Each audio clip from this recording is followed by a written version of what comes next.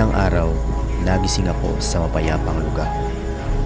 Yung tanging iilang tao lang, hayop ang maririnig. Dito, mga huni ng ibon ang nagsisilbing musika. Mga iba't ibang uri ng hayop ang aking mga nakakasalamuha. Mula sa umaga hanggang sa magdilim,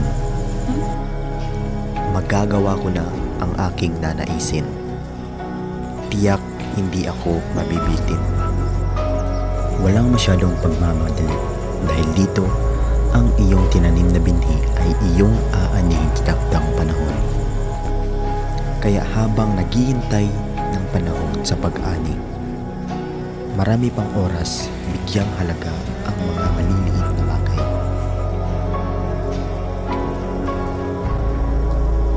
Ito yung gusto ko sa buhay. Simple lang, walang gulo.